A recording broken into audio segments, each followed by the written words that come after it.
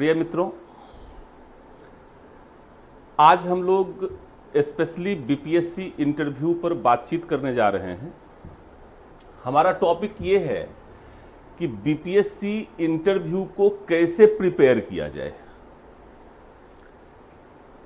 शुरू में ही मैं एक बात आप लोगों को बता देना चाहता हूं कि किसी भी इंटरव्यू की तैयारी कुछ मूलभूत आधार स्तंभ या पिलर्स पर आधारित होती है। किसी भी इंटरव्यू की तैयारी में हमें उन आधारभूत बातों को अपने ध्यान में रखना चाहिए। ये कुछ बेसिक बातें हैं, फंडामेंटल्स ऑफ इंटरव्यू है। चाहे हम बीपीएससी इंटरव्यू की बात करें या किसी अन्य पीसीएस या यूपीएससी इंटरव्यू की बात करें, ये फंडामेंटल्स किसी भी इंटरव्यू में आवश्यक होते हैं।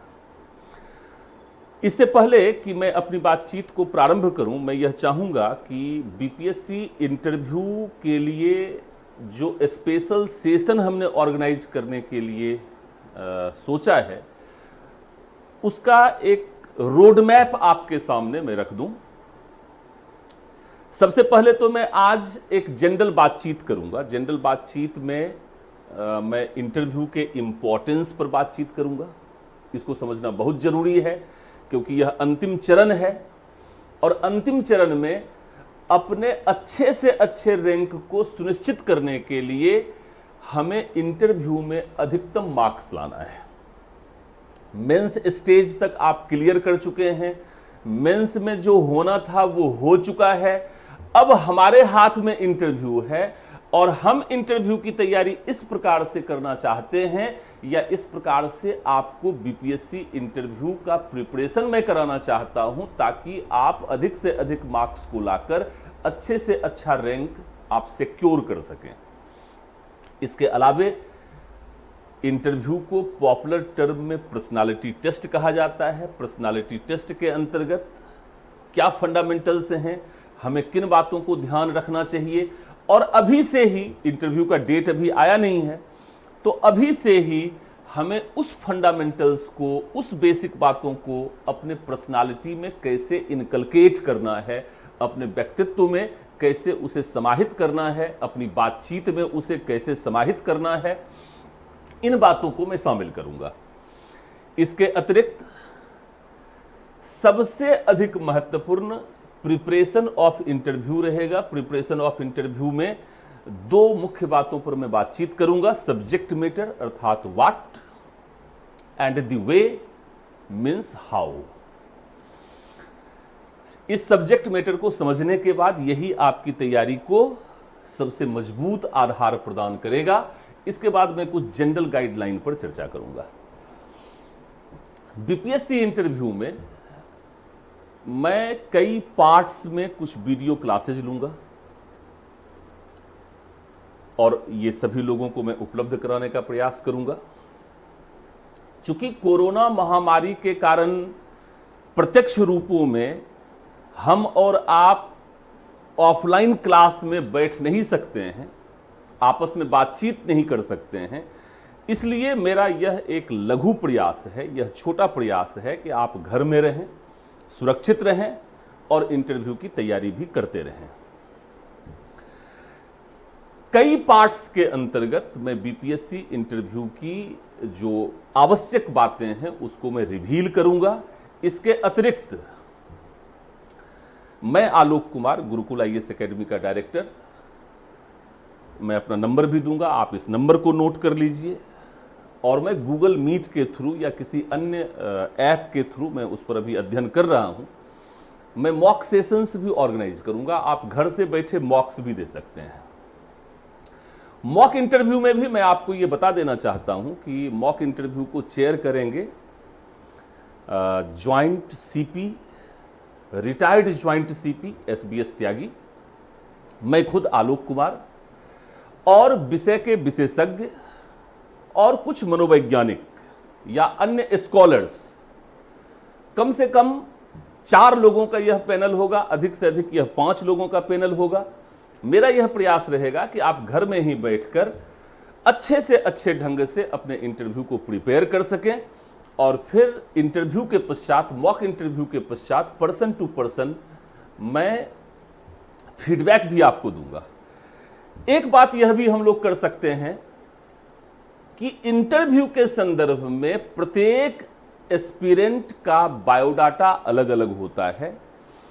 मैं बायोडाटा एनालाइज करता हूं ब्रेनस्टॉर्मिंग के थ्रू, ब्रेनस्टॉर्मिंग सेशन के थ्रू पर्सन टू पर्सन बैठकर बायोडाटा एनालिसिस के माध्यम से हम इस बात को रिवील करते हैं, आपके सामने उजागर करते हैं कि एक एस्पिरेंट विशेष से क्या कुछ प्रश्न पूछे जा सकते हैं, क्या कुछ प्रश्न पूछे जा सकते हैं, उन प्रश्नों का उत्तर हमें किन अप्रोच पर बेस्ड होकर देना चाहिए। वस्तुतः इंटरव्यूअर की एक साइकोलॉजी होती है, इंटरव्यू की एक फिलॉसफी होती है। यदि कोई भी एस्पिरेंट इंटरव्यू की उस साइकोलॉजी को समझ ले, इंटरव्यू की उस फिलॉसफी को समझ ले, अकॉर्डिंगली अपने पर्सनालिटी में वह थोड़े बहुत मॉडिफिकेशंस करे और अपने उत्तर में उन बातों को समाहित करे,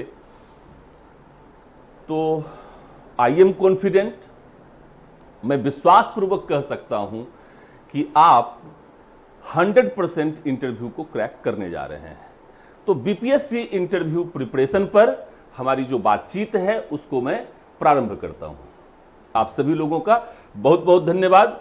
जो भी लोग वीडियो देख रहे हैं उसको शेयर करें, सब्सक्राइब करें, ताकि मैं और भी अधिक से अधिक मोटिवेट होकर आपके लिए अधिक से अधिक वीडियो को शूट कर पाऊं। मैं अपनी बातचीत को यहीं से प्रारंभ करता हूं। मैं आप लोगों से यह कहना चाह रहा था कि मुझे जो बेसिक बातें कहनी थी, जो प्रोग्राम हमें देना था, वो हमने प्रोग्राम आपको दे दिया है। अब वन बाय वन इंटरव्यू पर, इंटरव्यू के डिफरेंट एस्पेक्ट पर मैं डिटेल से बातचीत करूंगा। इससे पहले कि मैं इंपॉर्टेंस ऑफ इंटरव्यू पर बातचीत करूं, मैं समझता हूं कि सबसे पहले हमें इंटरव्यू के अर्थ पर बातचीत करना चाहिए। इंटरव्यू, जिसे हिंदी में हम साक्षात्कार कहते हैं,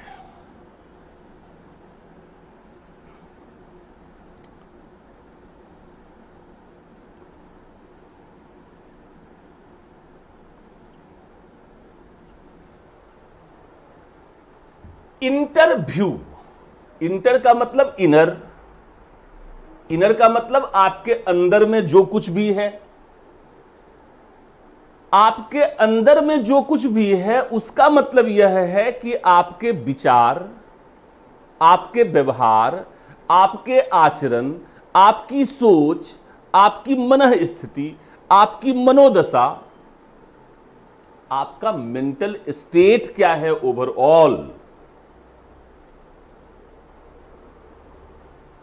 उसे देखना। व्यू का मतलब देखना। साक्षात्कार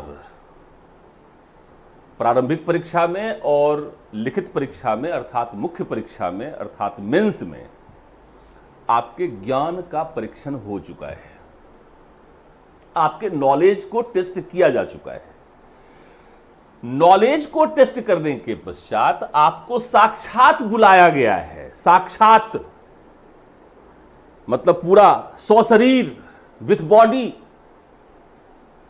और आपसे बातचीत के माध्यम से आपको समझने का प्रयास किया जा रहा है।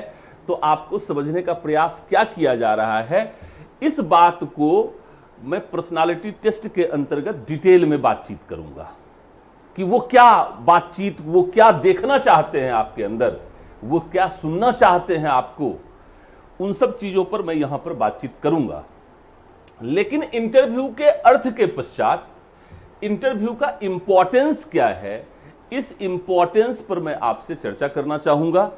आप सभी लोग जानते हैं कि यह परीक्षा का अंतिम चरण है और परीक्षा के इस अंतिम चरण में आपको जो भी अंक आएंगे, लिखित परीक्षा में आपने जो अंक लाए हैं और साक्षात्कार अर्थात इंटरव्यू में आपको जो अंक आए हैं दोनों को जोड़कर फाइनल रैंकिंग डिसाइड किया जाता है। इंटरव्यू चूंकि पर्सन टू पर्सन बातचीत है, पर्सन टू पर्सन कम्युनिकेशन है, इसलिए इंटरव्यू कई बार आपके खुद के हाथों में होता है। कहते हैं कि इंटरव्यू का ड्राइवर यदि आप बन जाएं तो मजा आ जाएगा, मतलब आपको मजा आ जाएगा। जब अंक आएंगे तो आपको मजा आ जाएगा। और यदि इंटरव्यू का ड्राइवर इंटरव्यू बोर्ड बन जाए तो आपका मजा किरकिरा भी हो जाएगा।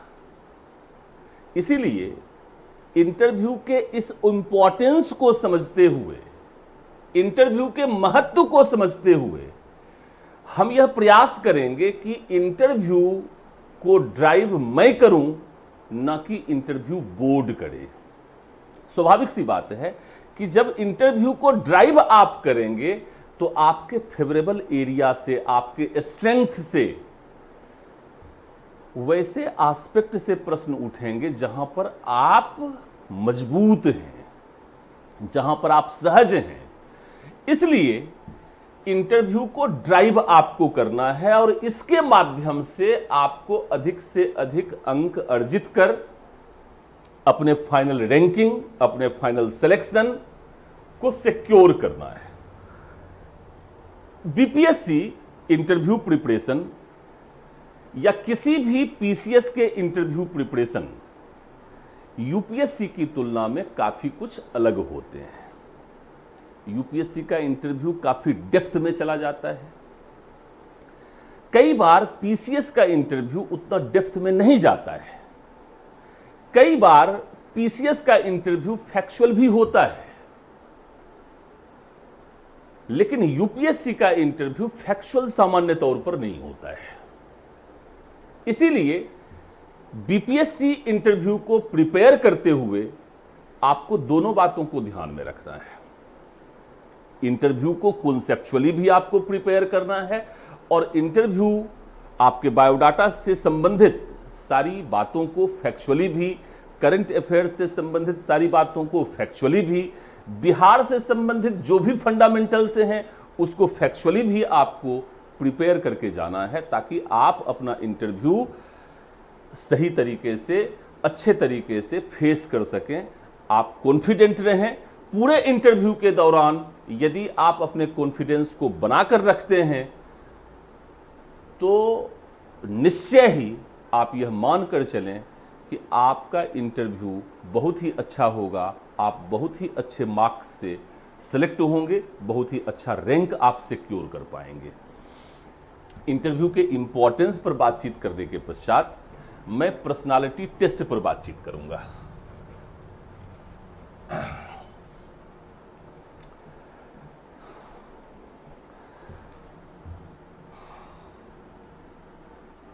ये मेरा सेकंड डायमेंशन है पर्सनालिटी टेस्ट। पर्सनालिटी टेस्ट पर मैं सबसे पहले ये बात करना चाहता हूं कि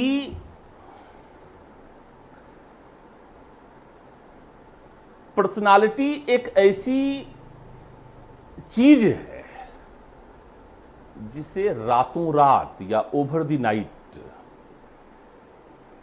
या कुछ दिनों में या in a very few days one can not prepare, aspirant can not prepare. वस्तुतः पर्सनालिटी या व्यक्तित्व, किसी भी व्यक्ति की पर्सनालिटी या किसी भी व्यक्ति का व्यक्तित्व उसके बचपन से लेकर, उसके स्कूलिंग से लेकर, परिवार में, समाज में रहते हुए जिन गुणों को भी वह आत्मसात करता है, अपने अंदर समाहित करता है, उसका विकास करता है, पर्सनालिटी टेस्ट उसी का परीक्षण है। व्यक्तित्व परीक्षण उन्हीं गुणों का परीक्षण करता है और अंतिम में यह देखता है कि आप इस सेवा के लिए उपयुक्त हैं या नहीं हैं। अर्थात आपके व्यक्तिगत गुण, क्वालिटीज, डिसक्वालिटीज, आपके व्यक्तिगत गुण, अवगुण, आपकी पसंद, नापसंद, लाइक्स, डिसलाइक्स, पूर्वाग्रह, प्रीरिक्विजिट्स, आपकी सेवा के लिए कितना मददगार हैं, कितना बाधा उत्पन्न करते हैं, कितना हर्डल क्रिएट करते हैं। तो पर्सनालिटी टेस्ट पर्सनालिटी को रातों रात या कुछ दिनों में पर्सनालिटी को बिल्ड नहीं किया जा सकता है, लेकिन इस बात से आपको बहुत अधिक घबराने की जरूरत नहीं है, क्योंकि बीपीएससी या यूपीएससी या किसी भी सिविल सर्विसेज की तैयारी करते हुए बचपन से लेकर आज तक आपने विभिन्न प्रकार के गुणों का विकास निश्चित रूप में किया है। ऐसा कोई भी अभ्यर्थी नहीं है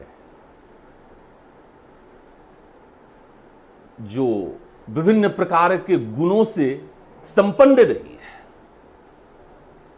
पर्सनालिटी की कुछ बेसिक चीजें होती हैं, बेसिक डायमेंशंस होती हैं। वो बेसिक्स, वो फंडामेंटल्स प्रत्येक अभ्यर्थी में विद्यमान है, यह मैं विश्वास के साथ कहना चाहता हूं। और इसीलिए एस्पिरेंट्स को, अभ्यर्थियों को मैं यह सुझाव देना चाहूंगा कि उन्हें अपने आत्मविश्वास को किसी भी प्रकार से कम नहीं होने देना है, क्योंकि पर्सनालिटी के जो फंडामेंटल्स हैं, बेसिक्स हैं, वो आप में विद्यमान हैं। हां, कुछ दिनों में हम इस पर्सनालिटी को बूस्ट कर सकते हैं। इस पर्सनालिटी में एक बूम हम ला सकते हैं, उछाल। इसे हम पॉलिश कर सकते हैं, इसे हम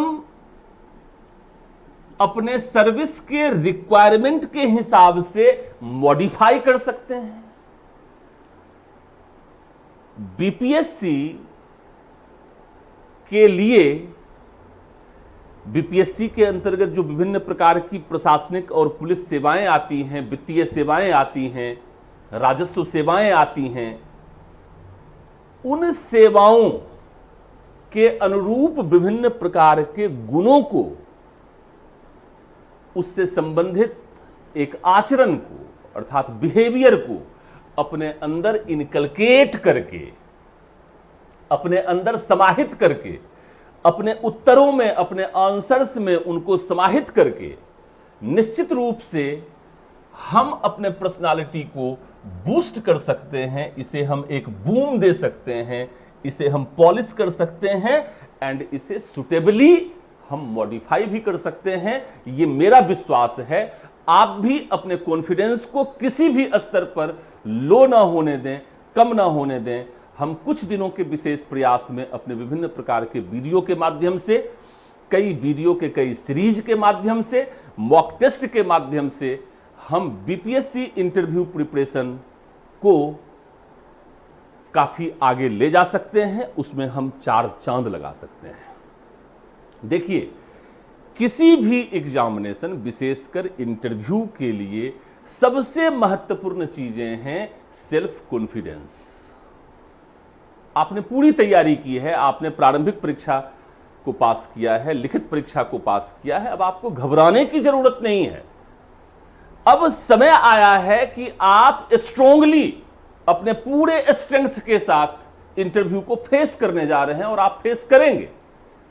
इसलिए एंजाइटी की जरूरत नहीं है, घबराने की जरूरत नहीं है। यदि एंजाइटी होती भी है, यदि घबराहट होती भी है इंटरव्यू दिन वाले, तो उस दिन आपको इसे कम करने के लिए प्रयास करना है, और मैं बातचीत करूंगा कि इसे कैसे कम किया जा सकता है। पर्सनालिटी टेस्ट में 2 महत्वपूर्ण चीजें होती हैं, 2 महत्वपूर्ण डायमेंशन होता है।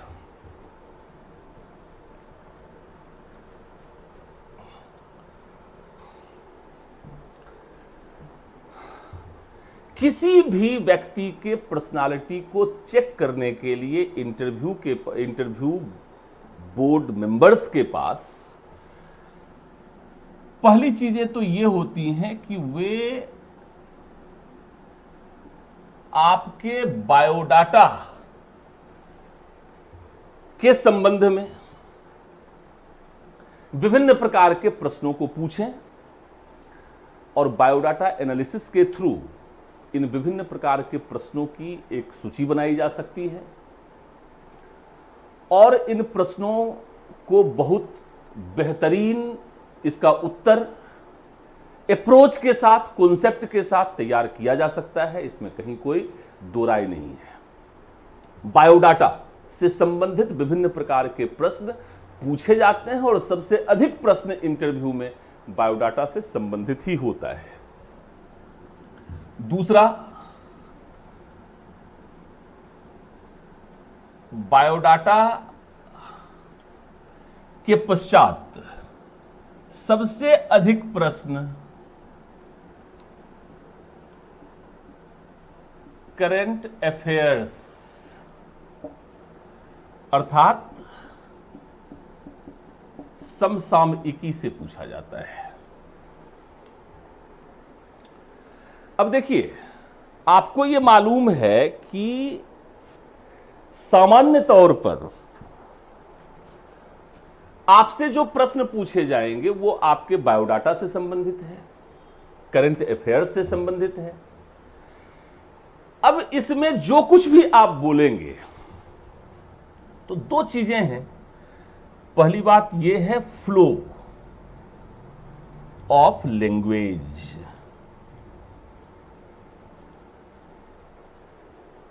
भाषा में प्रवाह होना चाहिए। जब बायोडाटा से संबंधित प्रश्न पूछे जाएं, करंट अफेयर्स से संबंधित प्रश्न पूछे जाएं, तो वे क्या देखते हैं, कैसे आपके पर्सनालिटी को टेस्ट करते हैं, तो वे आपके फ्लो को देखते हैं। जब आपकी भाषा में एक प्रवाह होता है, आपके लैंग्वेज में एक फ्लो होता है, तो वह आपके कॉन्फिडेंस को रिफ्लेक्ट करता है। आप कितने विश्वास से बोल रहे हैं, कितना ऑनेस्टी के साथ बोल रहे हैं, इंटीग्रिटी कितनी है आपकी पर्सनालिटी में, बोल्डनेस कितना है आपकी पर्सनालिटी में, आप जो कुछ भी बोल रहे हैं उसमें सच्चाई कितनी है, ये सब फ्लो ऑफ लैंग्वेज से टेस्ट किया जाता है। और इससे भी अधिक महत्वपूर्ण फ्लो ऑफ लैंग्वेज से भी अधिक महत्वपूर्ण बैलेंस ऑफ ओपिनियन है। बैलेंस ऑफ ओपिनियन है, बैलेंस ऑफ जजमेंट है। मतलब मेरे कहने का यह है कि आप जो कुछ भी बोल रहे हैं अपने वर्ड्स में, अपने आइडियाज में, अपने ओपिनियन में, बैलेंस कितना है। ठीक है, कई लोगों को भाषात्मक प्रवाह, क्योंकि भाषा में जो प्रवाह आता है वह अभ्यास से आता है। हो सकता है कि कई लोगों का अभ्यास ना हो और भाषात्मक प्रवाह टूट रहा हो, लेकिन अभ्यास से आप इस फ्लो को सही कर सकते हैं। और जो आपको बल देना है, आपको जो टेक केयर करना है, वह इस बात को टेक केयर करना है कि आप जो भी विचार रख रहे हैं वह विचार बैलेंस्ड हो। यदि कोई जजमेंट आप दे रहे हैं, फाइनली किसी बात को कंक्लूड कर रहे हैं, तो उसमें बैलेंस होना चाहिए। इसे डेवलप करने के लिए, फ्लो ऑफ लैंग्वेज को डेवलप करने के लिए, करंट अफेयर्स से संबंधित विभिन्न प्रकार के मुद्दों, प्रश्नों की एक सूची आप बना सकते हैं और अपने मित्रों के साथ बैठकर, अपने परिवार के वरिष्ठ लोगों के साथ बैठकर, आईने के सामने बैठकर, हैंडीकैम के सामने बैठकर, मोबाइल से वीडियो बनाते हुए उन सारी बातों को आप रिकॉर्ड कर सकते हैं और फ्लो को डेवलप कर सकते हैं। फ्लो के साथ साथ स्टाइल को डेवलप कर सकते हैं, अर्थात बोलने, बातचीत करने, व्यवहार करने की एक पूरी बातचीत को, पूरी शैली को, पूरे स्टाइल को आप डेवलप कर सकते हैं। लेकिन जो कुछ भी आप अंतिम में अपने विचार रख रहे हैं, उन विचारों को संतुलित किया जाना अत्यंत आवश्यक है।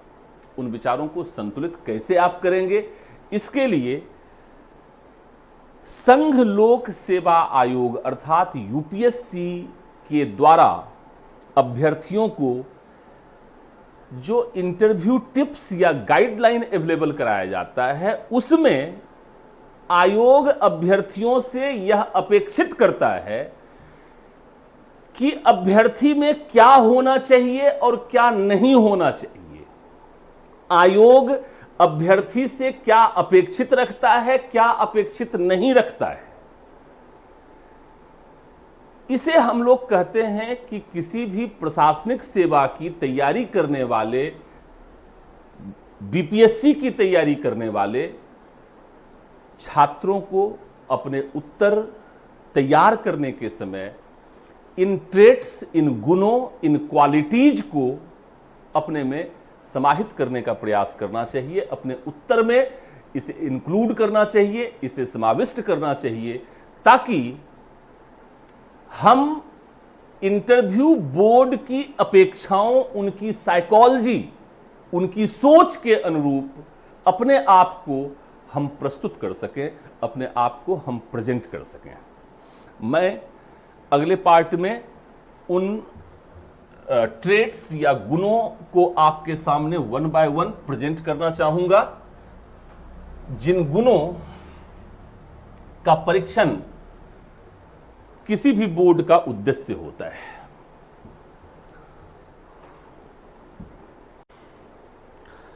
मैं यह बातचीत कर रहा था कि पर्सनालिटी टेस्ट के अंतर्गत कुल मिलाकर 2 प्रकार के प्रश्न पूछे जाते हैं, जिसके माध्यम से आपकी पर्सनालिटी को टेस्ट किया जाता है। पहला हमने बतलाया बायोडाटा।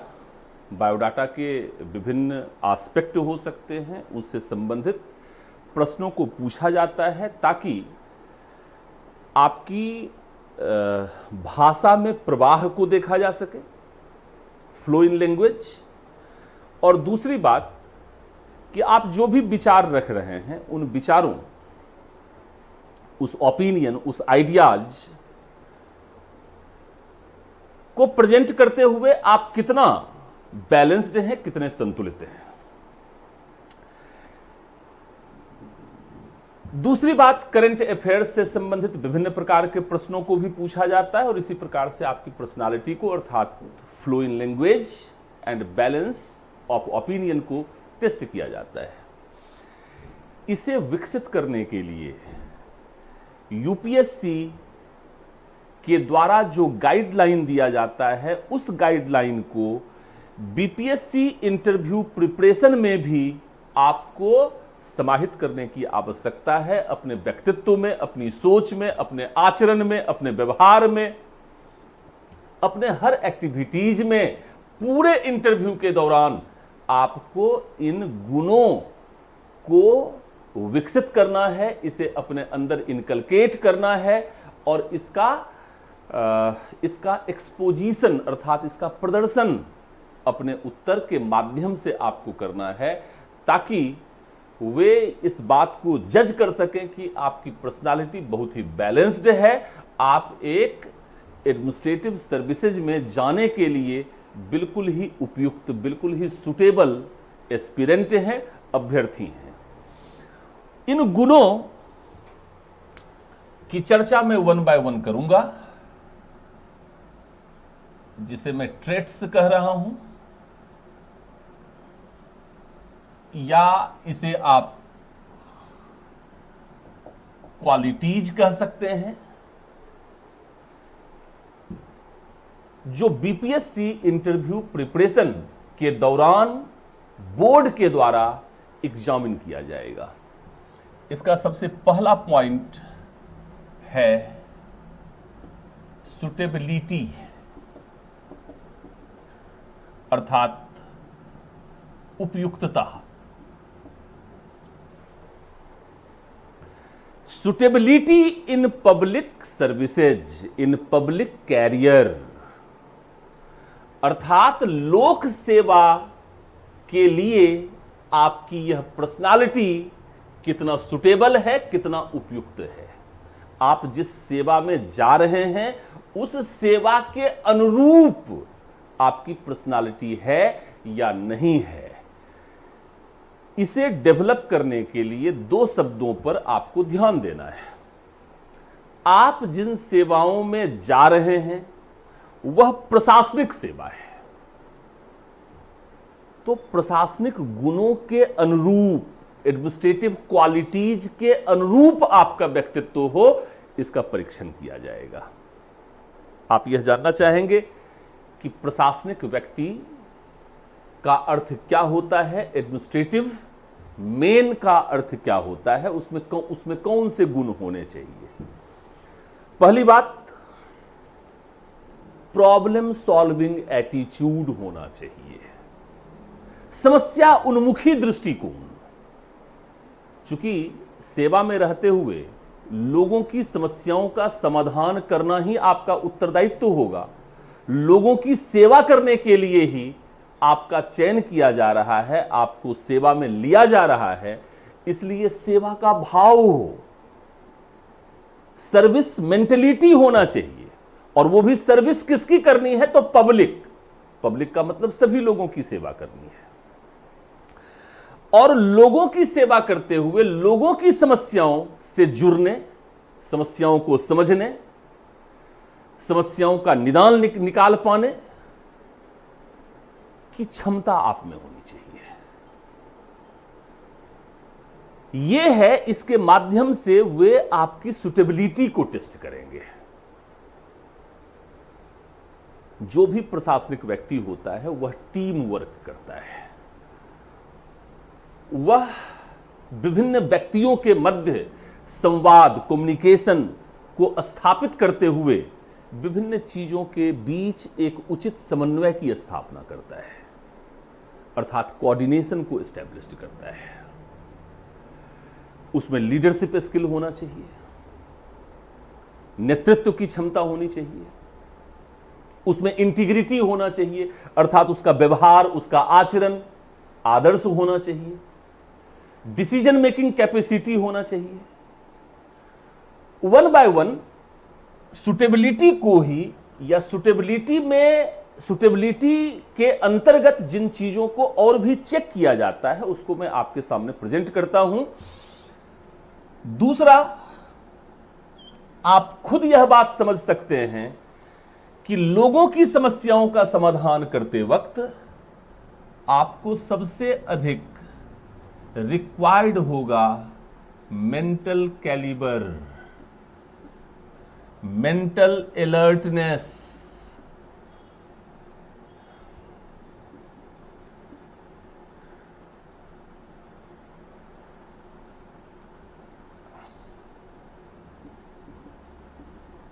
अर्थात मानसिक सक्षमता व सतर्कता।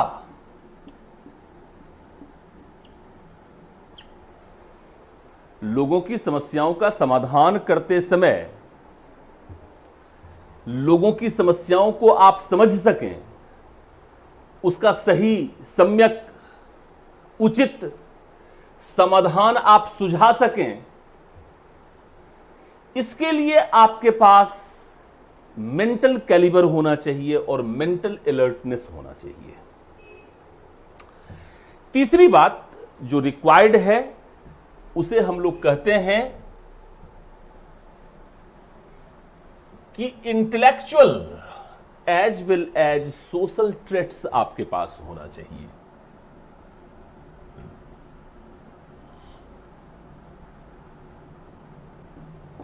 इंटेलेक्चुअल as well as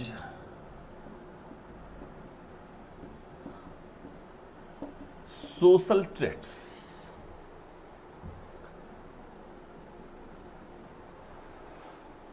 अर्थात इंटेलेक्चुअल का अर्थ होता है बौद्धिक क्षमता, बौद्धिक गुण। आप पढ़े लिखे व्यक्ति हैं, स्नातक हैं अर्थात ग्रेजुएट हैं, पोस्ट ग्रेजुएट हैं, कई लोग पीएचडी होल्डर होंगे, कई लोग इंजीनियर होंगे, डॉक्टर होंगे, सीए होंगे, डिफरेंट प्रोफेशनल्स होंगे। आपसे यह अपेक्षा की जाती है कि किसी भी विषय, किसी भी मुद्दे, किसी भी बातचीत में आपका जो यह बौद्धिक गुण है, जिसे आपने अपने पूरे एजुकेशन, पूरे शिक्षा के दौरान हासिल किया है, इसका प्रदर्शन आप करें। और साथ साथ बौद्धिकता के साथ साथ सामाजिकता भी हो, because man is a social man, man is a social animal. मनुष्य एक सामाजिक प्राणी है और प्रशासनिक सेवा में रहते हुए यह सामाजिकता, यह सामूहिकता, यह सहभागिता यदि आप प्रदर्शित नहीं कर पाएंगे तो बोर्ड यह आश्वस्त कैसे हो पाएगा कि आप लोगों की समस्याओं, लोगों की समस्याओं से जुड़ने, उसे समझने, उसके प्रति संवेदना रखने के साथ साथ उसे सुलझाने में भी आप रुचि लेते हैं। अर्थात बौद्धिक गुण के साथ साथ सामाजिक गुणों का भी समावेश आपको अपने उत्तर में किया जाना ही आपको बीपीएससी इंटरव्यू प्रिपरेशन में एक क्लियर कट एज देगा, एक बढ़त देगा, और यही बढ़त आपको अच्छे मार्क्स के रूप में फलीभूत होगा और आप अच्छे से अच्छा रैंक ला सकते हैं। चौथे पॉइंट्स पर मैं आना चाहूंगा। इसे मैं कहता हूं क्लियर एंड लॉजिकल एक्सपोजिशन।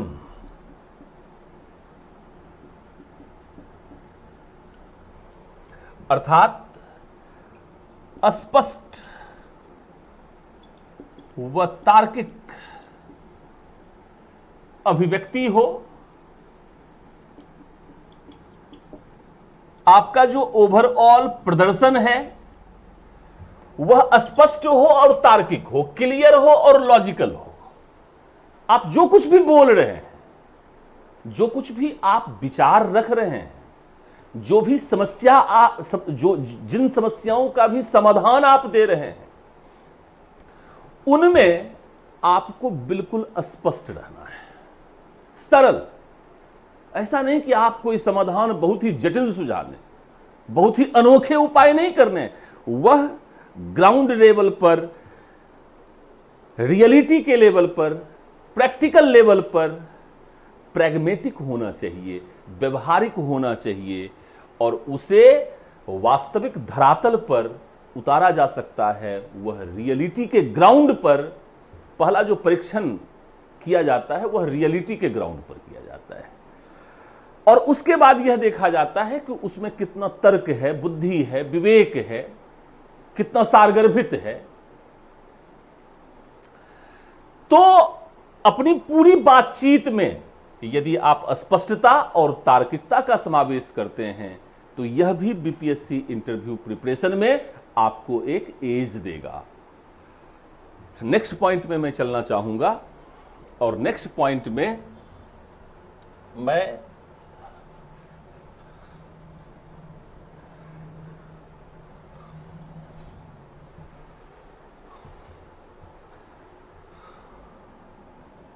मेरे विचार से पांचवा पॉइंट है।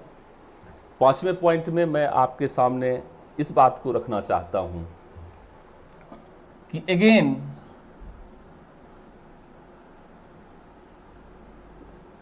Balance in your words, opinion and ideas.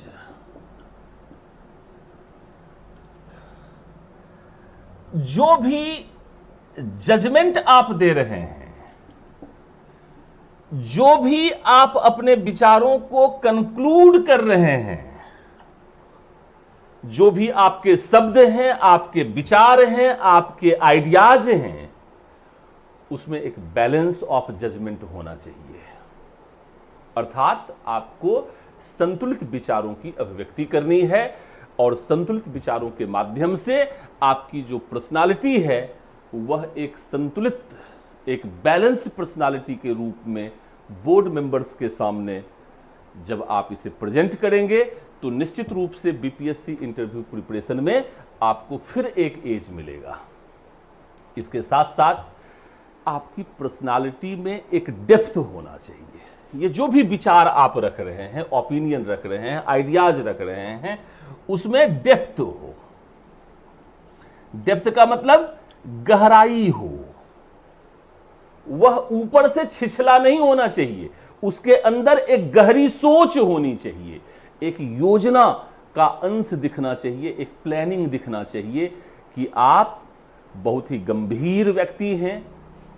आप जो भी बोलते हैं, जो भी सुझाव देते हैं, जो भी निष्कर्ष स्थापित करते हैं, उसमें एक सोच है, उसके पीछे एक विजन काम कर रहा है और आप वास्तव में जब प्रशासन में जाएंगे तो आप प्रशासन में क्रांतिकारी परिवर्तन ला पाएंगे। वस्तुतः है क्या कि स्वतंत्रता प्राप्ति के पहले प्रशासन सिर्फ लॉ एंड ऑर्डर को मेंटेन करने पर फोकस्ड था। प्रशासन का उद्देश्य ब्रिटिश शासन की शोषणात्मक प्रवृत्ति के अनुरूप अपने आप को ढालना था। लेकिन स्वतंत्रता प्राप्ति के पश्चात इसी प्रशासन को सामाजिक आर्थिक परिवर्तन के एजेंट के रूप में, विकास के एजेंट के रूप में यह परिकल्पना की गई कि प्रशासक सामाजिक आर्थिक परिवर्तन का एजेंट बन पाएगा, समाज में क्रांतिकारी परिवर्तन ला पाएगा और विकास की जो आवश्यकताएं हैं उन आवश्यकताओं के अनुरूप वह कार्य कर पाएगा। तो यहां पर जो आपकी पर्सनालिटी है वह एक ऐसे व्यक्तित्व के रूप में आपको बोर्ड के सामने प्रस्तुत करना है कि उन्हें लगे कि आप सामाजिक परिवर्तन, आर्थिक परिवर्तन और विकास की जो हमारी देश की आवश्यकता है, हमारे बिहार राज्य, बिहार एक पिछड़ा हुआ राज्य है, बिहार राज्य में विकास की जो महती आवश्यकता है उस महती आवश्यकताओं के अनुरूप आप एक सकारात्मक भूमिका निभाने जा रहे हैं, आप एक क्रांतिकारी भूमिका निभाने जा रहे हैं। और जब यह विश्वास आप बोर्ड मेंबर्स को दे देंगे तो स्वाभाविक रूप से बोर्ड मेंबर्स आपको अंक देने में कोई कंजूसी नहीं करेंगे। वस्तुतः बोर्ड मेंबर्स अपने पॉकेट में 120 अंक लेकर बैठे हुए हैं। उनकी मनः स्थिति यह है कि वे चाहते हैं कि उन्हें कोई सुटेबल कैंडिडेट मिले तो वह 120 नंबर वो उसको दे सकें, अर्थात अधिकतम आप ले सकते हैं। देखिए, जब प्रीलिम्स एग्जामिनेशन होता है तो सिलेक्शन का तरीका निगेटिव होता है। कहने का मतलब यह कि लाखों अभ्यर्थियों में से कुछ हजार ऐसे अभ्यर्थियों को चयन करना है, अर्थात लाखों अभ्यर्थी को एलिमिनेट करके, अर्थात नकारात्मक चयन के माध्यम से प्रीलिम्स में सिलेक्शन होता है। मेंस में भी नकारात्मक सिलेक्शन होता है कि जो उपयुक्त नहीं है उसको बाहर करो। इंटरव्यू कहते हैं कि एक सकारात्मक एग्जामिनेशन है, एक पॉजिटिव एग्जामिनेशन है। अर्थात इंटरव्यू बोर्ड के मेंबर आपको सेलेक्ट करने के लिए बैठे हुए हैं। यदि यह आप जान लेंगे कि इंटरव्यू बोर्ड के मेंबर आपको रिजेक्ट करने के लिए नहीं बल्कि सेलेक्ट करने के लिए बैठे हैं, लेकिन यह आपकी रिस्पॉन्सिबिलिटी है कि आप इंटरव्यू बोर्ड के सामने अपनी सशक्त दावेदारी को प्रस्तुत करें और जो भी अधिकतम अंक है वो देने के लिए आपको बैठे हुए हैं, वो सिलेक्ट करने के लिए आपको बैठे हुए हैं, आप उनसे ले सकते हैं। लेकिन यह जिम्मेदारी पूर्णतः आपकी जिम्मेदारी है कि आप बोर्ड के सामने अपने आप को प्रस्तुत करें। जितना खुलकर बातचीत कर सकते हैं, जितना स्पष्ट बातचीत कर सकते हैं, जितना तार्किक बातचीत कर सकते हैं, और बातचीत में जितनी गहराई आप ला सकते हैं वे आप यदि लाते हैं तो निश्चित रूप से बीपीएससी इंटरव्यू प्रिपरेशन में आपको फिर एक एज मिलेगा और यह एज ही आपको सिलेक्ट करने के लिए काफी होगा। इसके अतिरिक्त किसी भी प्रशासनिक व्यक्ति में, एडमिनिस्ट्रेटिव मेन में जो सबसे बड़ी क्वालिटी देखी जाती है वह क्वालिटी होता है उसकी डिसीजन मेकिंग एबिलिटी। प्रशासनिक व्यक्ति को प्रत्येक क्षण, कहते हैं कि प्रशासन में प्रति क्षण, प्रत्येक मिनट, इवन प्रत्येक मोमेंट, प्रत्येक पल आपको क्या करना है? निर्णय लेना है। तो आपके पास डिसीजन मेकिंग एबिलिटी होना चाहिए। अर्थात जो पर्सनालिटी टेस्ट है इसका जो नेक्स्ट डायमेंशन है, 6th या 7th पॉइंट होगा मेरे ख्याल से, तो इसके अंतर्गत डिसीजन मेकिंग,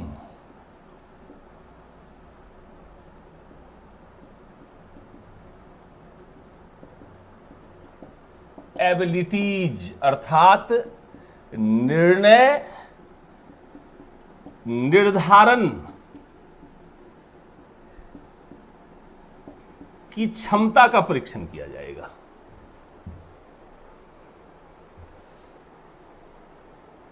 निर्णय सही हो, सही समय पर किया गया हो,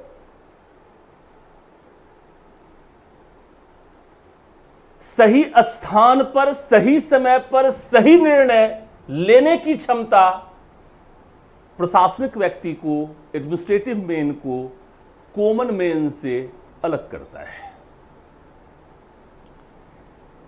कब निर्णय लेना है और कब निर्णय नहीं लेना है।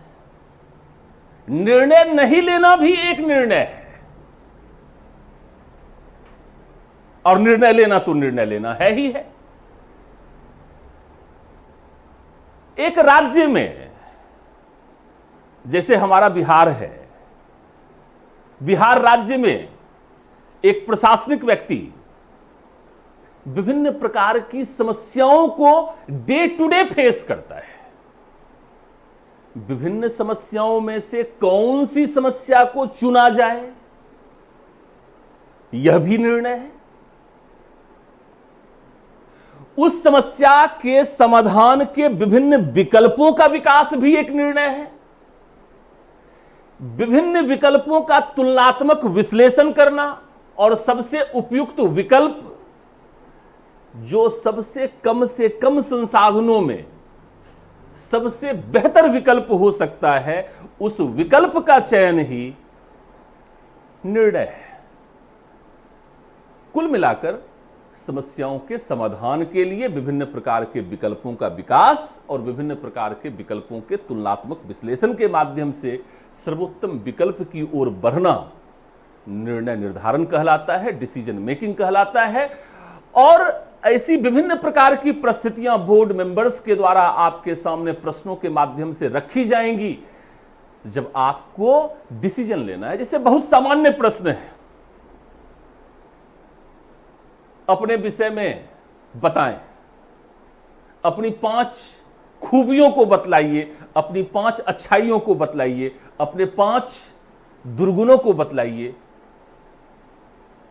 ठीक है, आप फला फला डिस्ट्रिक्ट से हैं, आपका होम डिस्ट्रिक्ट यह है, आप यह बतलाएं कि आपके होम डिस्ट्रिक्ट में 5 प्रमुख समस्याएं क्या हैं। जो सोच के नहीं जाएगा वह कुछ भी बोलेगा, और जो सोच के जाएगा वहां पर यह डिसीजन मेकिंग उसके सामने आएगा कि हमारे डिस्ट्रिक्ट की 5 समस्याएं क्या हैं।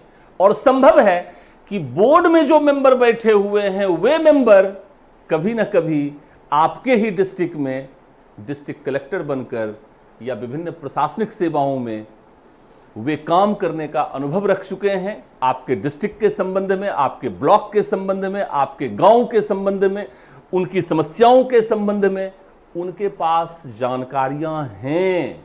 आप ब्लफिंग करने का प्रयास ना करें। बोर्ड मेंबर्स की जो आईज है, उनकी जो आंखें हैं, उन आंखों को आंखें मत समझिए, वे स्कैनर हैं। आप जब भी बोलेंगे उसमें कितनी सच्चाई है, कितना झूठ है, कितना ब्लफ है, उसको वो स्कैन करते रहते हैं। वो बोलते कुछ भी नहीं है, अंक देते हैं उसी के अनुरूप। ऐसा नहीं है कि उनकी इच्छा पर है, उनका आर्बिट्रेरीनेस है, उनका मनमानापन है। आप दिखने में बहुत अच्छे लगे, आपको अच्छा नंबर दिया, आप दिखने में अच्छे नहीं लगे, आपको अच्छा नंबर नहीं दिया। ऐसी कोई बातचीत नहीं है। इसीलिए आप दिखने में कैसे लगते हैं, आपकी पर्सनालिटी कितनी है, आप कितने लंबे हैं, कितने ठिगने हैं, इन सभी चीजों का कोई अंतर नहीं पड़ता।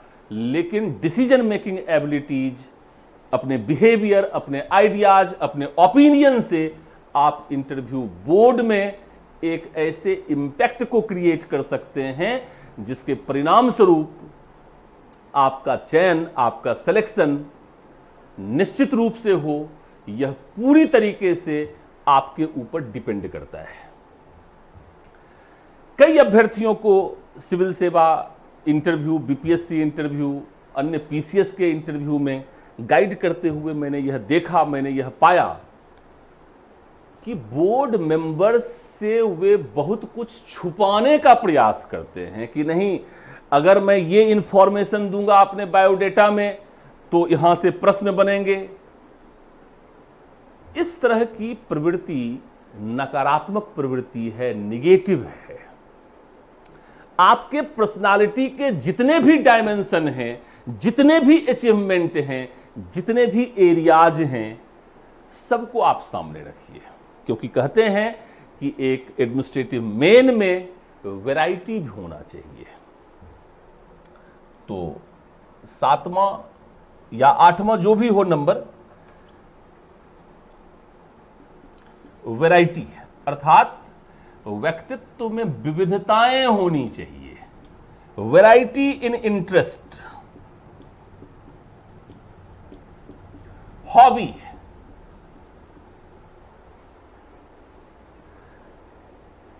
जो भी आपका इंटरेस्ट है, आपके हॉबीज हैं, इसमें जितनी वैरायटी होगी आपके व्यक्तित्व के उतने ही डायमेंशंस उनके सामने ओपन होंगे। आप प्रश्नों से डरे नहीं। किसी भी एरियाज में जितने अधिक प्रश्न वो पूछेंगे उतना ही अधिक आपकी पर्सनालिटी उनके सामने ओपन होगी, और जितना आपकी पर्सनालिटी ओपन होगी आपको उसी के अनुरूप मार्क्स मिलेगा। नेक्स्ट पॉइंट पर मैं आना चाहूंगा, जिसमें कुछ मुख्य बातों की ओर मैं इशारा करना चाहूंगा ताकि आप अपने व्यक्तित्व को प्रस्तुत करते हुए सावधान रह सकें और बेटर तरीके से अपनी बातचीत को रख सकें। 8वां या 9वां पॉइंट होगा यह, इसको कहते हैं कि जब भी आपसे विभिन्न प्रकार के प्रश्न बोर्ड मेंबर पूछेंगे तो आप उसका उत्तर देंगे, और जब आप उत्तर देंगे तो आपको बोर्ड मेंबर्स क्रॉस भी करेंगे, आपको क्रिटिसाइज भी करेंगे, आपको स्कोल्ड भी करेंगे, कई बार डांटेंगे वो कि क्या बात करते हो, ऐसा है क्या। आपको डराने का प्रयास करेंगे, आपके कॉन्फिडेंस को क्रॉस एग्जामिन करने का प्रयास करेंगे, आपको अपने विचारों से डिगाने का प्रयास करेंगे ताकि क्रॉस एग्जामिनेशन में आपके व्यक्तित्व को परखा जा सके। तो इसलिए हम लोग कहते हैं कि आपको अपने विचार जो भी प्रकट करने हैं, जो भी रखने हैं, उन विचारों को प्रेजेंट करने के समय आपको उस पर इंसिस्ट करना चाहिए। यदि आप जानते हैं कि आप अपने विचारों में संतुलित हैं, उसमें कोई फंडामेंटल ब्लंडर या मिस्टेक नहीं है, तो आप अपने विचारों पर अड़े रहें, लेकिन विनम्रता के साथ, अटमोस्ट रिस्पेक्ट के साथ। विनम्रता बहुत बड़ी पूंजी है, बहुत बड़ा आभूषण है पूरे इंटरव्यू के दौरान। इंसिस्ट करना है अपने विचारों पर, उन्हें कन्विंस करना है। जो भी विचार आपने रखे हैं उसको एक्सप्लोर कीजिए, उसको और एक्सप्लेन कीजिए, बोर्ड मेंबर्स को कन्विंस करने का प्रयास कीजिए, ताकि यह पता चल सके कि आप किसी दबाव में काम करने वाले व्यक्ति नहीं हैं। आपकी एक स्वतंत्र और मौलिक सोच है और आप अपने उसी सोच के अनुरूप कार्य करते हैं। कल को जब आप कार्य कर रहे होंगे तो कोई राजनीतिक या कोई प्रशासनिक दबाव के अंतर्गत आप काम नहीं करेंगे, बल्कि अपने बुद्धि, विवेक, अपनी सोच, अपने विजन के अनुरूप आप काम करने जा रहे हैं। इसी पॉइंट को थोड़ा एलिब्रेट करते हुए मैं 9वें पॉइंट या 10वें पॉइंट पर आता हूं। उसको कहते हैं करेज ऑफ कन्विक्शन। कन्विक्शन का मतलब होता है दोष सिद्धि। करेज होना चाहिए, अर्थात जो भी बात आप बोल रहे हैं उसे सिद्ध करने की क्षमता आपके पास होनी चाहिए। अपना स्टैंड बदलना नहीं है, अपने बातों से इनकार नहीं करना है। एक बार जब स्टैंड ले लिया तो उसे सिद्ध करने का प्रयास कीजिए, लेकिन विनम्रता के साथ, पोलाइटनेस के साथ। इसलिए कहते हैं करेज ऑफ कन्विक्शन होना चाहिए। इस इंसिस्ट करने में और करेज ऑफ कन्विक्शन में कोई गलती आप ना करें, इसके लिए मैं आपको यह सजेस्ट करना चाहूंगा कि आपके विचारों में फ्लेक्सिबिलिटी, नम्रता, लोच के लिए भी स्कोप होना चाहिए। देखिए, कहते हैं कि लोकतंत्र, यह पूरा हमारा जो राजनीतिक प्रशासनिक ढांचा है यह लोकतांत्रिक है, डेमोक्रेटिक है। और कहते हैं कि लोकतंत्र में विपक्ष के लिए भी स्थान होता है, सम्मान होता है। ऐसा नहीं कि आपने विपक्ष में बोला इसका मतलब आप राष्ट्रद्रोही हैं। एक विचार और उस विचार के विरोध में एक दूसरा विचार, थेसिस, एंटीथेसिस, लोकतंत्र की खूबसूरती है। लोकतंत्र में यह होता है। अर्थात सामने वाले जो पक्ष हैं, अर्थात जो बोर्ड मेंबर्स हैं, वे जिन बातों को आपके सामने रख रहे हैं उन्हें भी अपनी बातचीत में, अपने तर्क में आपको उन्हें स्वीकार करना चाहिए और उन्हें स्वीकार करने के पश्चात अपने विचार में उन्हें समाहित करने का प्रयास करना चाहिए। बहुत अधिक रिजिडिटी आपकी पर्सनालिटी में नहीं होनी चाहिए, बहुत ज्यादा एरोगेंट आपको नहीं होना है, बल्कि बिल्कुल एक सहनशक्ति होनी चाहिए। दूसरे को सुनने की सहनशक्ति, उन्हें समझने की सहनशक्ति, उन्हें अपने उत्तर में समाहित करने की सहनशक्ति और दूसरों को शामिल करना ही उसको कहते हैं critical power of assimilation. Next point में क्रिटिकल पावर्स ऑफ एसिमिलेशन।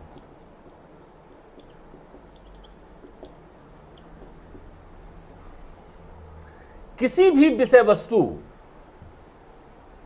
को आलोचनात्मक तरीके से आपको देखना चाहिए, क्योंकि जब तक आलोचना नहीं करेंगे तब तक परीक्षण नहीं होगा, मूल्यांकन नहीं होगा, इवैल्यूएशन नहीं होगा। लेकिन एसिमुलेट अर्थात समायोजित, उसे अपने पॉइंट ऑफ व्यू में विभिन्न प्रकार के जो विचार हैं उन्हें अपने में समाहित करने, समामेलित करने की क्षमता भी आपके व्यक्तित्व में होना चाहिए, आपकी बातचीत में होना चाहिए, आपके विचार और व्यवहार से यह प्रदर्शित होना चाहिए। अंत में मैं यह कहना चाहूंगा कि आपको अपने थिंकिंग में लॉजिकल होना है, लॉजिकल इन थिंकिंग,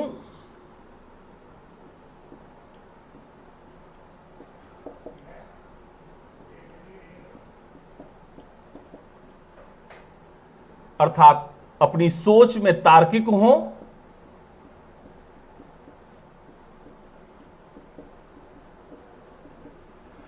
और लास्ट में मैं यह चाहूंगा कि आपके व्यक्तित्व में इंटीग्रिटी हो, अर्थात इसे हिंदी में सत्यनिष्ठा कहते हैं। जब से यूपीएससी का सिलेबस आया है 2013 से, तब से जो जीएस का जो 4th पेपर है उसमें एथिक्स, इंटीग्रिटी और एप्टीट्यूड शब्द को जोड़ा गया है। अर्थात अब यह यूपीएससी में यह एक पेपर ही होता है। मैं यहां पर यह कहना चाहूंगा कि इंटीग्रिटी का अर्थ, सत्यनिष्ठा तो सामान्य ट्रांसलेशन है इसका, लेकिन इंटीग्रिटी का अर्थ यह होता है कि आपका व्यवहार, आपका विचार ऐसा हो कि वह आपके कलीग्स को, आपके सबऑर्डिनेट्स को, डिस्ट्रिक्ट के लोगों को, जो लाखों लाख लोग हैं, उन्हें अभिप्रेरित करने वाला, मोटिवेट करने वाला होना चाहिए। आपका बिहेवियर ऐसा आइडियल हो, आप एक आदर्श व्यक्ति हो, आप में ईमानदारी हो, आप में सत्यनिष्ठा हो, और आपका बिहेवियर ऐसा हो जो लाखों लोगों को मोटिवेट कर सके। आप अपने आप को एक प्रशासनिक व्यक्ति के रूप में, एक रोल मॉडल के रूप में अगर बोर्ड मेंबर्स के सामने प्रेजेंट करते हैं तो निश्चित रूप से बीपीएससी इंटरव्यू प्रिपरेशन में आप रिवॉल्यूशनरी मार्क्स ला सकते हैं। इसके पश्चात मैं नेक्स्ट डायमेंशन पर जाऊंगा और फिर इसको इन डिटेल मैं आपके सामने प्रेजेंट करूंगा। अब हम लोग अपने इंटरव्यू सेशन में तीसरे डायमेंशन की ओर चलते हैं, जो अत्यंत ही महत्वपूर्ण है। बीपीएससी इंटरव्यू प्रिपरेशन के अंतर्गत प्रिपरेशन ऑफ इंटरव्यू में 2 मूलभूत आधार स्तंभ हैं, पिलर्स हैं। पहला मूलभूत आधार स्तंभ सब्जेक्ट मैटर है, जिसे मैं कहता हूं व्हाट। अर्थात यह पूरे इंटरव्यू का रॉ मटेरियल आपको देता है। यह एक स्ट्रक्चर है, यह एक ढांचा है। संपूर्ण इंटरव्यू इसी ढांचे पर खड़ा होगा। अर्थात कंटेंट, सब्जेक्ट मैटर का मतलब कंटेंट से है।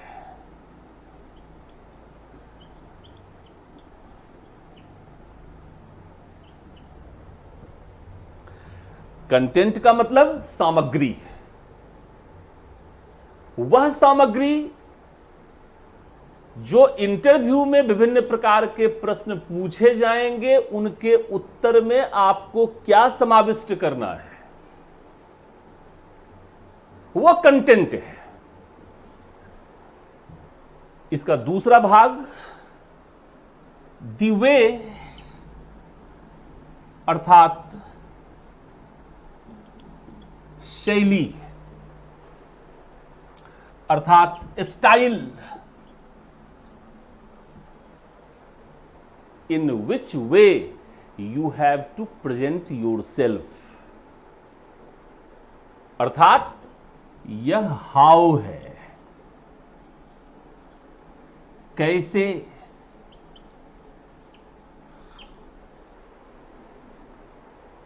How you have to present yourself. अर्थात ढांचा यह है, स्ट्रक्चर यह है, रॉ मटेरियल यह है, यह पॉलिशिंग है, यह रंग रोगन है, यह पेंटिंग है, यह डेकोरेशन है, जो उस स्ट्रक्चर, उस बिल्डिंग, उस भवन की सुंदरता का निर्धारण करेगा। अर्थात आपके व्यक्तित्व रूपी जो भवन है, उसकी सजावट क्या है, उसकी सुंदरता क्या है, उसे कैसे बेहतर से बेहतर हम बना सकते हैं। तो यह आपके व्यक्तित्व को एक आकार देता है। जिसमें किस प्रकार से आपको अपने आप को प्रस्तुत करना है यह सीखना है आपको, अर्थात यह एक तरह से कॉन्टेक्स्ट भी है।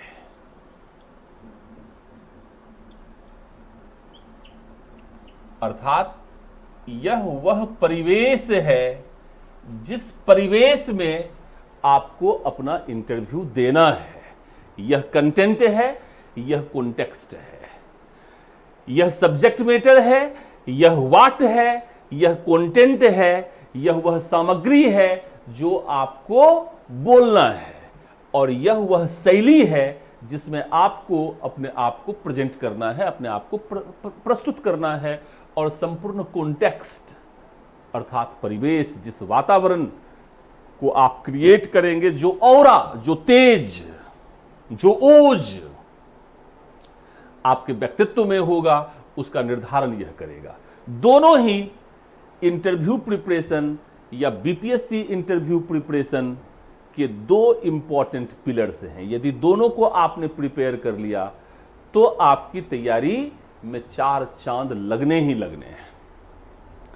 सब्जेक्ट मैटर का सबसे बड़ा पार्ट होता है बायोडाटा। इसको कहते हैं परिचय वृत्त या जीवन वृत्त। बचपन से लेकर आज तक जो कुछ भी आपके इंट्रोडक्शन, आपके परिचय से संबंधित है, वह सब कुछ इसमें समाविष्ट होता है। अर्थात नेम,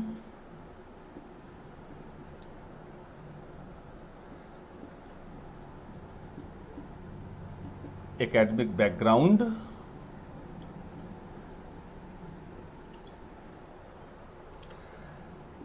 डेट ऑफ बर्थ,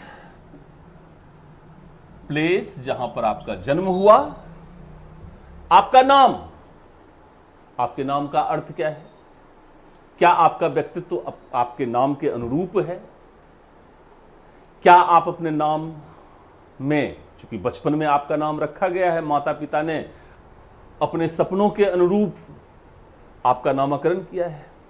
अगर आज आपको अपने नाम में परिवर्तन करने का अवसर दिया जाए तो आप अपना नाम क्या रखना पसंद करेंगे? क्या आप इस नाम से संतुष्ट हैं? डेट ऑफ बर्थ में यदि कोई इंपॉर्टेंट बातें हैं, यदि वह किसी इंपॉर्टेंट डेट को पढ़ रहा है, उससे संबंधित ऐतिहासिकता, उसका महत्व, उससे संबंधित कुछ बातों की जानकारी हासिल करना, जिस स्थान पर आपका जन्म हुआ उसका इतिहास, उसकी समाज, उसकी संस्कृति, उसकी विरासत, उसके महत्व से संबंधित जो विभिन्न प्रकार की बातें हैं, उसके विषय में आपको जानकारी इकट्ठा करना है। एकेडमिक बैकग्राउंड बहुत ही इंपॉर्टेंट होता है। यह आपके बौद्धिक क्षमता को जानने के लिए भी होता है। इसको शैक्षणिक पृष्ठभूमि बोलते हैं। इसके अतिरिक्त आपके पेरेंट्स का बैकग्राउंड क्या है, उस पर भी आपको प्रिपेयर करना है। आपका होम स्टेट इसी में आता है, होम डिस्ट्रिक्ट इसी में आता है।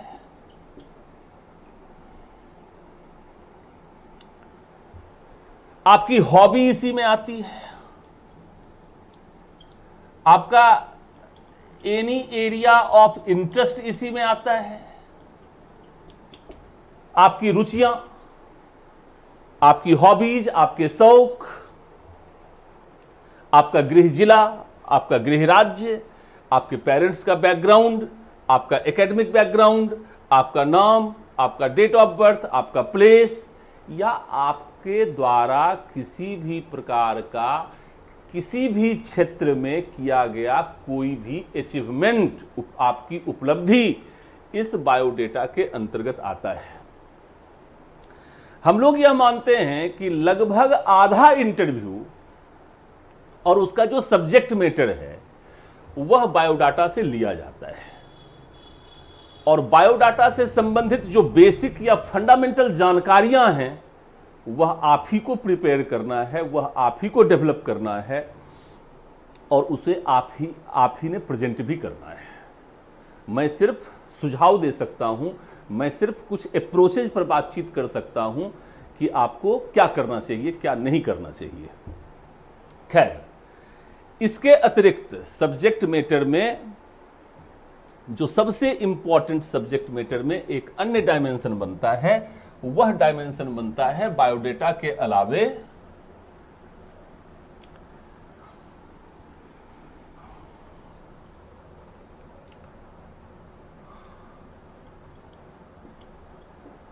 Current affairs.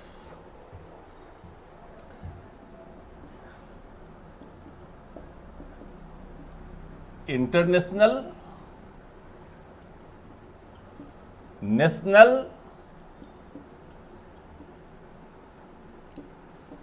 As well as state affairs, local affairs, but not private affairs. यह समसामयिकी खंड से जुड़ा हुआ है जिसमें अंतर्राष्ट्रीय मुद्दे हो सकते हैं, राष्ट्रीय मुद्दे हो सकते हैं, राज्य से संबंधित या आपके गृह जिला से संबंधित कोई भी स्थानीय मुद्दा हो सकता है। इस पर भी आपको तैयारी करना है, विभिन्न प्रकार के प्रश्नों की एक सूची बनानी है, उसका उत्तर डेवलप करना है और उसके अप्रोचेज पर मेरे से पर्सनली पर्सन टू पर्सन बातचीत के माध्यम से उसे और भी अधिक हम इनरिच कर सकते हैं, उसे इंटरव्यू की आवश्यकता के अनुरूप, पब्लिक सर्विस या बीपीएससी की आवश्यकता के अनुरूप उसे हम मॉडिफाई कर सकते हैं। इसके लिए पर्सन टू पर्सन बातचीत और पर्सन टू पर्सन कॉन्टैक्ट हमारा आपके साथ जरूरी है। आप जहां भी समझते हैं वहां पर आप मेरे से बातचीत कर सकते हैं, मेरे से व्यक्तिगत रूप से आप मिल सकते हैं और मैं पर्सन टू पर्सन अभी मुलाकात कर रहा हूं अपने ऑफिस में, बायोडाटा एनालिसिस भी कर रहा हूं, ब्रेनस्टॉर्मिंग भी कर रहा हूं, कुछ सेशन भी आपके साथ करूंगा, आपके जो डाउट्स हैं उस पर भी बातचीत करूंगा, आपके जो क्वेश्चंस हैं उस पर भी बातचीत करूंगा। सबसे इंपॉर्टेंट कि जो अप्रोच है, इंटरव्यू का जो अप्रोच है, उस अप्रोच को आपके दिमाग में इनकलकेट करके आपको मैं सक्षम बनाने का प्रयास करूंगा कि आप इंटरव्यू को बेस्ट तरीके से कैसे प्रिपेयर कर सकते हैं। इसके लिए हमारी आपकी व्यक्तिगत मुलाकात आवश्यक है। मैं अपने ऑफिस में बैठ रहा हूं, मैं अपना नंबर आपको दूंगा, आप मेरे से कांटेक्ट कर सकते हैं। जहां तक बातचीत आती है दी वे अर्थात शैली पर, अर्थात स्टाइल पर, अर्थात how you have to present yourself, तो यहां पर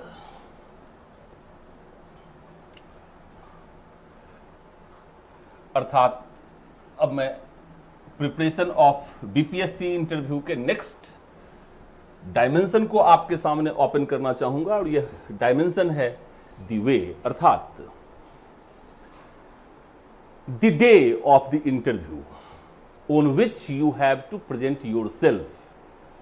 वह दिन जिस दिन आपको अपने आप को प्रस्तुत करने जाना है, उस दिन आपको क्या करना है। विशेषकर बीपीएससी के संदर्भ विशेष में मैं इस पर आपसे बातचीत करना चाहूंगा।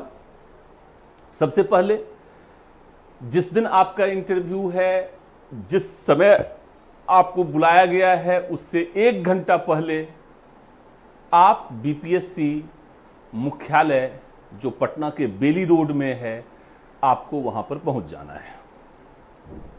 वहां पर सबसे पहले आपका डॉक्यूमेंट वेरिफिकेशन होगा। इसीलिए मैं आपको यह सुझाव देना चाहूंगा कि अपने सारे डॉक्यूमेंट आगे पीछे, उसका पूरा फोटो स्टेट, उसका ओरिजिनल, सब कुछ आपके पास होना चाहिए। जो भी बीपीएससी ने आपको गाइडलाइन दिए हैं, जो भी डॉक्यूमेंटेशन रिक्वायर्ड है, वो सारे के सारे डॉक्यूमेंटेशन, उसका फोटो स्टेट, अतिरिक्त photo state, with your signature, सब कुछ आप अपने फाइल में कायदे से 1 बाय 1 उसको लगा करके, उसके कई फाइलिंग्स बना करके, एक अतिरिक्त फाइल, एक एडिशनल फाइल भी ले करके आप जाएं। यह मेरा सुझाव है, ताकि इंटरव्यू वाले दिन, जिस समय आपका इंटरव्यू है, उस समय किसी भी प्रकार की आपाधापी, भागम भाग से आप बच सकें, ताकि आप अधिक से अधिक अपने आप को शांत, सहज और संयमित रख सकें। दूसरी बात, डॉक्यूमेंट वेरिफिकेशन के बाद आपको एक कोड दिया जाएगा। वह कोड लेकर के आप एक दूसरे रूम में जाएंगे, वहां पर वह कोड आपसे पूछा जाएगा, वह एक एटीएम कार्ड के समान होगा। वहां पर फिर आपको एक दूसरा कोड दिया जाएगा और फिर प्यून जो है वह आपको अंदर की साइड, जहां पर इंटरव्यू हो रहे हैं, बोर्ड नंबर 1, 2, 3, 4, 4 बोर्ड होते हैं, वहां पर वेटिंग रूम में आपको ले जाएगा। सारी आवश्यकताओं को, सारी औपचारिकताओं को, सारे फॉर्मेलिटीज को पूरा करने के पश्चात जब आप वेटिंग रूम में जाते हैं तो अपने आप को शांत रखें, सहज रखें और मेरे विचार से चुपचाप वहां पर बैठें और अपनी बारी का इंतजार करें। अपने क्रम, अपने सीक्वेंस के लिए आप वहां पर प्रतीक्षारत हैं, आप वेटिंग रूम में हैं। कुछ लोग बातचीत करते हैं, यह भी एक सही तरीका है अपने आप को शांत, संयमित और अपने आप को उलझाए रखने के लिए, ताकि आपको किसी भी प्रकार से, किसी भी प्रकार की के हार्ट बीट बढ़ने की समस्या, ब्लड प्रेशर बढ़ने की समस्या, या कुछ लोग हड़बड़ाहट में, जल्दीबाजी में या डर से, भय से कांपने लगते हैं, शिवरिंग करने लगते हैं। उन सभी चीज़ों से बच सकने के लिए 2 तरीके हैं। या तो आप अपने आप को अपने मित्रों के साथ, जो भी अन्य लोग वहाँ पर उपस्थित हैं, उनके साथ बातचीत में उलझा लें, या आप शांत रहें, संयत रहें, किसी से कोई भी बातचीत ना करें। बाबा रामदेव की तरह अपनी आँखों को बंद करें और तेजी से गहरी सांसें लें। कुछ देर अपनी सांसों को रोककर, कुछ मोमेंट उस सांस को रोककर उसे धीरे धीरे धीरे धीरे छोड़ें। अर्थात दृष्टा भाव से, एज ए व्यूअर, आपको सांस अंदर लेना है और सांस को बाहर छोड़ना है। That means inhaling and exhaling process में आपको चले जाना है। इसके माध्यम से आप कूल हो जाएंगे, काम हो जाएंगे और अपने आप को संयमित और व्यवस्थित कर पाने में, अपने फियर्स, अपने ब्लड प्रेशर, अपने हार्ट बीट को कंट्रोल कर पाने में भी आप सक्षम बनेंगे। जो भी आपका टेक्निक है जिसके माध्यम से आप अपने आप को कूल करते हैं, अपने आप को शांत रखते हैं, वह टेक्निक आप अपना सकते हैं। मैंने अपना टेक्निक आपको बतलाया। जब मेरा इंटरव्यू था, जब मैंने इंटरव्यू को फेस किया था, तो मैं इसी तरीके से उस दिन किसी से बातचीत नहीं करता था, शांत और संयमित रहता था। सांसों के इनहेलिंग और एक्सहेलिंग प्रोसेस के माध्यम से आप सफलतापूर्वक यह कर सकते हैं। इसका अभ्यास भी आप जरूर से जरूर अभी से ही करना प्रारंभ कर दें, आपके लिए ज़्यादा बेटर रहेगा। अब आपका क्रम आया, आपका नाम पुकारा गया, चपरासी आपको रूम बोर्ड के दरवाजे के बाहर तक, दरवाजे को खोल भी देता है कई बार, लेकिन अगर सिर्फ वह आपको इंगित कर दे कि आपका बोर्ड नंबर 1 में है, तो आप पहले नॉक करें। और नॉक करने का तरीका यह है कि बहुत ही हल्के, ट्वाइस, 2 बार आपको नॉक करना है, हल्का सा गेट को पुश करना है और ध्यान यह रखें कि अपना दाहिना पैर राइट लेग को इंटर करते हुए आप रूम के अंदर प्रवेश करें। एक सेमी सर्किल में बना हुआ एक टेबल है, उस टेबल के उस पार बीच में बोर्ड को चेयर करने वाले जो सदस्य हैं, चेयरमैन बैठे हुए हैं। 2 मेंबर उनके राइट और 2 मेंबर उनके लेफ्ट साइड में हो सकता है। यदि कोई लेडी मेंबर हैं और आप जेंट्स हैं, तो जो बेसिक एटिकेट्स है, मैनरिज्म है, यह कहता है कि सबसे पहले आपको good morning ma'am, good morning sirs. चूंकि कई सर बैठे हुए हैं इसलिए एक बार ही good morning ma'am, good morning sirs आपको बोलना है। यदि आप लेडीज हैं तो बहुत ही अच्छी बात है, good morning sirs, good morning ma'am. यदि आप जेंट्स हैं तो पहले good morning ma'am, good morning sirs. ऐसा नहीं है कि बार बार good morning ma'am, good morning sir, good morning sir, good morning sir, ऐसे मतलब लाइक ए फैन आपको बार बार हिलना नहीं है, लाइक जैपनीज बार बार फोल्ड करने की जरूरत नहीं है। सिर्फ एक बार good morning ma'am, good morning sir, इतना कहते ही वो आपको इशारा दे देंगे कि प्लीज बी सीटेड, कृपया आप बैठ जाइए। हिंदी या अंग्रेजी जिसमें भी हो वो आपको बैठने के लिए इशारा करेंगे। आपको बैठ जाना है। अगेन आपको उनको थैंक यू कहना है। फिर वे आपसे आपका कोड पूछेंगे। आपको वह कोड, एटीएम रूपी कोड जो आपको मिला होगा, आपको खड़ा होना है और खड़ा होकर के झुक करके आपको चेयरमैन को वो कोड दे देना है। ऐसा नहीं कि बैठे बैठे सरका देना है। नहीं, एक मैनर्स ये कहता है कि जब सीनियर्स ने कुछ कहा तो हम सबसे पहले खड़े होंगे, खड़े होकर उनको अपना कोड देंगे, पुनः अपने स्थान पर बैठते हुए उनको थैंक यू सर बोलेंगे। उनके पास आपका जो एकेडमिक अचीवमेंट है, एकेडमिक बायोडाटा है, ना कि आपका नाम, आपकी जाति, वह उनके सामने रहता है। इसके पश्चात आपको सहज करने के लिए, आपको नॉर्मल करने के लिए वे कुछ प्रश्न आपसे पूछते हैं कि अच्छा आप कहाँ से आ रहे हैं, कैसे आ रहे हैं, कोई तकलीफ तो नहीं हुई, अच्छा आपने बीए किया, अच्छा आपने एमए किया, आपका एकेडमिक बैकग्राउंड वगैरह से आपके बायोडाटा के डिफरेंट एस्पेक्ट से वे प्रश्न पूछना शुरू करेंगे। कुछ देर में जैसे ही आप सहज होंगे, चेयरमैन का यह काम होता है कि वह नेक्स्ट मेंबर को आपको दे देते हैं और फिर रियल में आपका इंटरव्यू प्रारंभ हो जाता है। कैसे बोलना है इसकी प्रैक्टिस हमने आपको बतलाई कि आपको मिरर या हैंडीकैम या मॉक इंटरव्यू के माध्यम से इसकी प्रैक्टिस आप कर लें। हम लोग भी मॉक इंटरव्यू इस कोरोना महामारी के संकट में भी प्रत्यक्ष रूप में नहीं करके गूगल मीट के माध्यम से हम लोग भी आपके लिए बेस्ट मॉक इंटरव्यू कंडक्ट करने जा रहे हैं, जिसको चेयर करेंगे रिटायर्ड ज्वाइंट सीपी SBS त्यागी।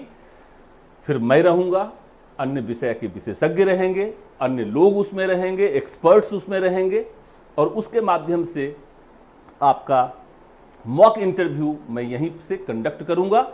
उसका फीडबैक आपको डिटेल में दिया जाएगा। जो रेक्टिफिकेशन हो सकता है, जो करेक्शन हो सकता है, उसके संबंध में बहुत डिटेल एनालिसिस की व्यवस्था यहां पर की गई है। साथ ही साथ पूरे इंटरव्यू के दौरान मैं पर्सनली अपने ऑफिस में सुबह 9 बजे से लेकर के शाम के 5 बजे तक विद्यमान रहूंगा। आप टाइम लेकर के, अपॉइंटमेंट लेकर के आ सकते हैं। मैं आपके साथ पर्सन टू पर्सन बैठूंगा और उस पर डिटेल में आपसे बातचीत करूंगा।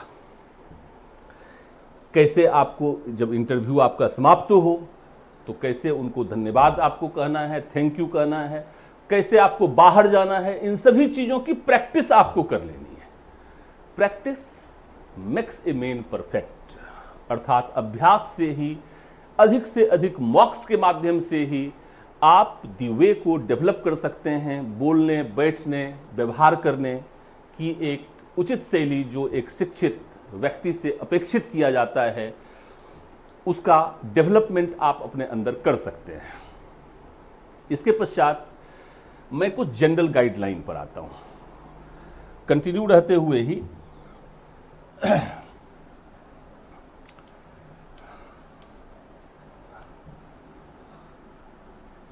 मैं कुछ लास्ट में कुछ सामान्य बातचीत आपके सामने रखना चाहता हूं और इस सामान्य बातचीत में मैं सबसे पहले आपको यह बतलाना चाहता हूं कि पूरे इंटरव्यू के दौरान आपका जो सेल्फ कॉन्फिडेंस है, आपका जो आत्मविश्वास है,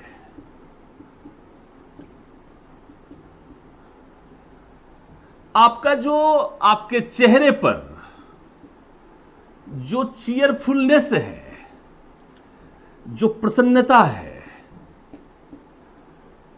जो खुशी है, चूंकि आप जिस दिन के इंतजार में थे यह वही दिन है, तो आपको एंजाइटी नहीं, आपको चिंताएं नहीं, आपको डर नहीं, आपको भय नहीं, आपको फियर नहीं, बल्कि आपको प्रसन्न रहने की आवश्यकता है, क्योंकि यह आपके पूरे जीवन को एक विशेष दिशा निर्देश दे सकता है। इसलिए आप खुश हैं, ऐसा उनको रिफ्लेक्ट होना चाहिए।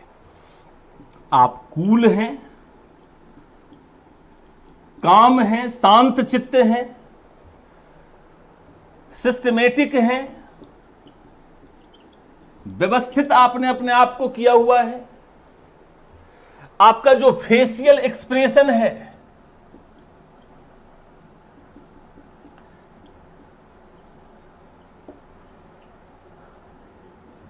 भाव अभिव्यक्ति जो आपके चेहरे पर है,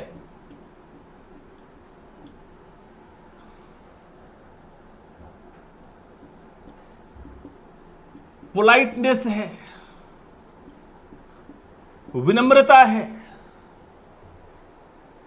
ये सारी चीजें इंटरव्यू में एक मैजिक को क्रिएट कर सकती हैं और आपका पूरा इंटरव्यू एक्सपीरियंस एक मैजिक से कम नहीं होगा यदि इन चीजों को आप अपने अंदर शामिल कर लेते हैं। और सबसे अंत में यह बात कि संपूर्ण इंटरव्यू में आपको यह सोचकर बैठना है कि you are the right person whom board searched। आप ही वे व्यक्ति हैं जिसकी खोज बोर्ड कर रहा है। You are going to be a selected candidate। आप ही वह अभ्यर्थी हैं जिनका चयन करने के लिए बोर्ड बैठा है। आपका यह आत्मविश्वास, आपकी यह सोच ही आपको एक एज प्रदान करेगी और यह आत्मविश्वास ही आपको सशक्त बनाएगा। आपके मनोबल, आपके स्पिरिट आपके लिए मोटिवेशन के रूप में होगा और आप अपने आप को बेहतर तरीके से प्रेजेंट करने के माध्यम से आप निश्चित रूप से बीपीएससी इंटरव्यू को बेहतर से बेहतर प्रिपेयर कर सकते हैं। और मैं पर्सन टू पर्सन मैंने आपको बतलाया कि मैं ऑफिस में बैठूंगा और पर्सन टू पर्सन मैं आपका बायोडाटा एनालिसिस से जुड़ूंगा और भी जो अतिरिक्त बातें हैं उस पर मैं बातचीत करूंगा। करंट अफेयर्स से संबंधित सेशंस को भी मैं ऑर्गेनाइज करूंगा जो बिहार लोक सेवा आयोग के द्वारा पूछे जाने हैं। बिहार से संबंधित क्या प्रश्न होते हैं इस पर भी मैं वीडियो रिकॉर्ड करूंगा। अगले वीडियो के लिए आप इंतजार करें। किसी भी प्रकार से किसी भी प्रकार की जानकारी, किसी भी प्रकार की सहायता के लिए आप 9868428331 पर संपर्क कर सकते हैं।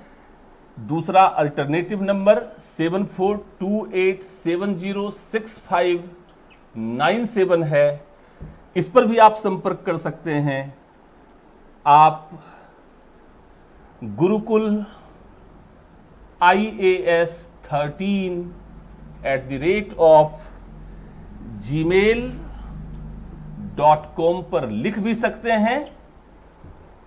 इस दोनों नंबर पर व्हाट्सएप भी है, आप व्हाट्सएप कर सकते हैं। आप विभिन्न माध्यमों से जुड़ सकते हैं, अपना बायोडेटा आप भेज सकते हैं, उसका एनालिसिस फोन पर भी आपको मिल सकता है।